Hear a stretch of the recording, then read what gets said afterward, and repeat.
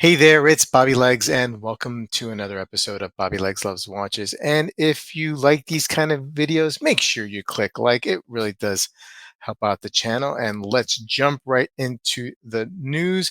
And Chanel did what? Chanel made a watch with headphones? The Premier Sound is a necklace watch headphones hybrid. Wow. So Chanel coming out with something that is over the top jewelry wise, right? But apparently, jewelry and watchmaking have gone hand to hand. Well, yeah, duh, no duh. I mean, like watches are jewelry. Pendant watches were all the rage in the 1700s. Who knew? And in the 20th century, they're bringing it back. Looks like you can attach the headphones to your iPhone or uh, whatever kind of phone you have, recording device, and you can listen to music as you wear the necklace. Yeah. Okay. It seems like this was something that was needed to be done. So good on you, Chanel. I have no idea about the details of the watch other than it is integrated with the necklace here, and then you have some headphones. Okay, no price point, nothing. I guess if you have to ask, you cannot afford it.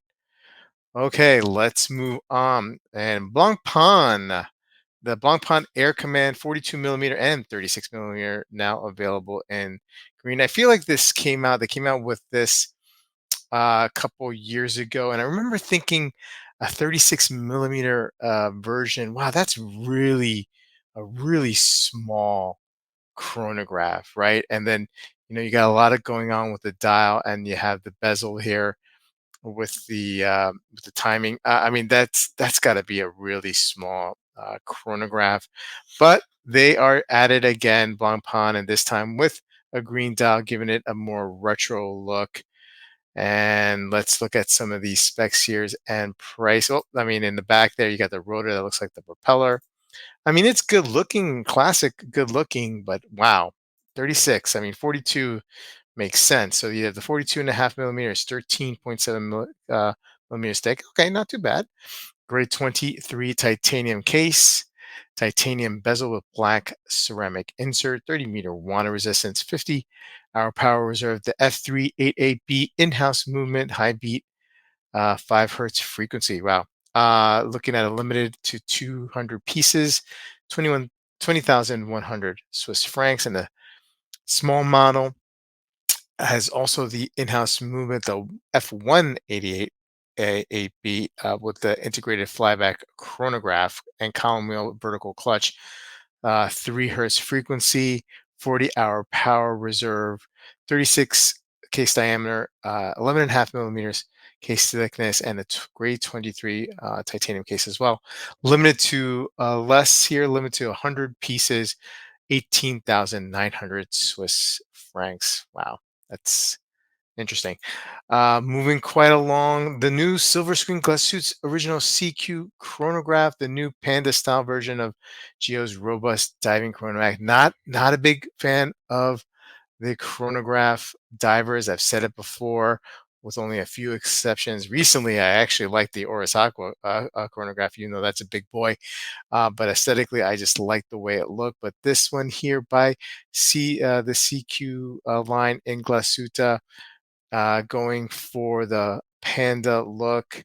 It's called the silver screen. What's in the name? As you can see, it refers to the new dial color, a galvanic silver tone, that subtly matte finish for greater contrast and lower reflection. So yeah, I mean, not bad. Again, not a big fan of the chrono divers. I like the CQ with the big date, the 43 millimeter. Is probably too big of a watch for me, but I just love the way that looks, especially on the two tone, and the nylon strap looks great. Um, Here with this watch, I would also go with nylon. I think it looks pretty chunky in the bracelet. Yeah, I do like the date. Not too crazy about that hour hand with that really pronounced arrow. I guess that's very, very important actually when you're diving. But hey, we all have our preferences here. Let's take a look at some of the specs. There's the movement side of it. Good looking movement. Great, great watch brand. Love the brand myself here. So 43 millimeter case diameter.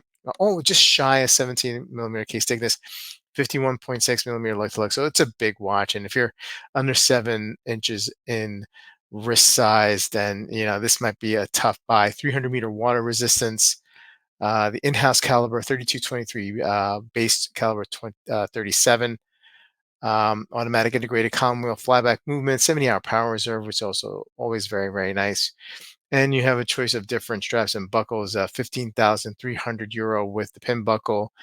With the folding class is 15.6 and 16.5 euros, 16,500 euros for the steel bracelet for the glasuta. Just stick with the 70s. I mean, like, I know it's a square looking case, and maybe a lot of people are not like that, or even the 60s. 60s chronos looks really, really good. I mean, you don't have that dive look with it, and probably not the water resistance, but that 60s chrono big date is also a good looking piece, and I would actually prefer that.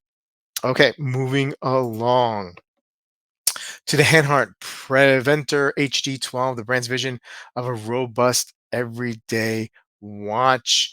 Looks like cathedral hands. Look, I got to tell you, I mean, I really like Hanhart as a brand, and I'm sure the specs on this watch are great. 39 millimeter case diameter, 10.5 millimeter case thickness, 46 millimeter lug to lug. It's going to fit a lot of wrists. Hardened steel for sure. Salida 200 movement. Not a big fan of the Salida 200. A lot of problems there. 38-hour power reserve. But to keep the price point down, I guess they go with the Salida. Yeah, I mean Euro 995 on the bracelet, 1195. It's gonna fit a lot of risks. I get it. I just don't know. For me, cathedral hands for an everyday piece, that is pushing it. Um, I don't mind cathedral. I used to really hate cathedral hands. I don't mind it. I actually don't mind it in some of the Hanhart chronographs that they have. I think it looks pretty good. It's grown on me. But cathedral hands on a daily wear is a tough sell for me. I don't know if I'm the only one who feels that way, but I think that's not where you try to distinguish yourself on an everyday watch. I don't know what you would do to distinguish yourself on an everyday watch. Everyday watches are usually very, very plain, but the cathedral hands just doesn't do it for me. And I love Hanhart, so it really is hard for me to knock them on this one. But yeah, not a fan. Moving on, AP. Code 111159, flying tourbillon chronograph in new shades of gray, the two-tone white, gold, and black ceramic case, and an open worked movement in different shades of gray. A good-looking piece, for sure. No price point on this one yet. It's probably based on request, right? Um, I'm not a huge fan of the code 1159. I know when it came out a few years ago, people really slammed it. AP trying to, I guess, maybe distinguish itself from just being a Royal Oak brand. And then the 1159s, if you wanted to get a Royal Oak, you had to buy an 1159. Some hoops you had to jump. But it started gaining popularity lately in the last couple of years, especially with some of my watch collector friends.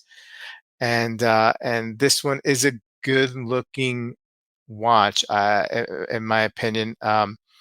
Again, for me, with the skeletonized watches, it's always going to be about legibility, and this one looks like it's okay legibility wise. Um, it would be probably tough for me to use it as a chronograph because those subdials are way small. And then you have skeletonized. It's kind of a tough read for me, but the case looks super interesting. Um, and then the case back also looks very, very interesting and very, very cool. Oh no, I'm sorry. Here's the price: 272,000 Swiss francs, with the rose gold and ceramic version for 2022. Oh, it's upon request. It should be in line with. That's what they're saying. Okay, makes sense. It's upon request, but it should be aligned. So you're looking at close to $300,000, right? So you have a 41 millimeter case diameter, 13.8 millimeter height, black ceramic case and crown, 18 karat white gold bezel, hollow lugs, which I think are very, very cool. Dials, open work, slate green, second flange, rhodium tone bridges, etc., etc., etc.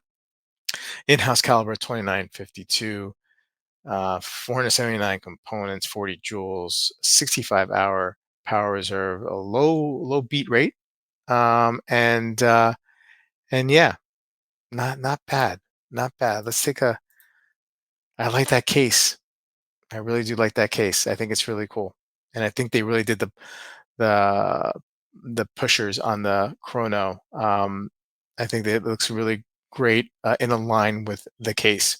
Okay, moving on to the last one here, and that is a first look at the new and elegant Black Gold Vacheron Constantin 56 self-winding. I'm a sucker for these yellow or rose gold watches with black dials, and I think Vacheron has come close to nailing a good one here. Save for the date. I don't know how I feel about the date window here, but I love how the lugs, I mean, I'm sorry, the case kind of blends in with the crown. So it's not really a crown guard, but it kind of meets the crown somewhat a third of the way or a quarter of the way. I think that's really a nice touch and good looking. Yeah, look at that. It's a good looking watch. Again, I don't know how I feel about the date, but I don't think that's a deal breaker per se. Beautiful automatic movement, nicely finished. Look at that gold. It's so warm and rich, and I love the buckles there. Let's look at some of the highlights. You're looking at a 40 millimeter case diameter, 9.6 millimeter case thickness, pink gold polished box sapphire crystal. Good looking piece. Black tone on the dial, opaline center, sunburst exterior, 18 karat applied pink gold Arabic numerals and hour markers, which is a nice touch too. It's just like really well thought out. Caliber 13.26 automatic, 28,800 beats per hour, 48-hour power reserve, 22 karat gold oscillating weight. 28,100 euro, 25,500 US dollars. How is that? How is that? Oh, that's probably like with the VAT included, maybe in the euro. Anyway, lovely piece, well done, Vacheron Constantin. A lot of competition though at that price point.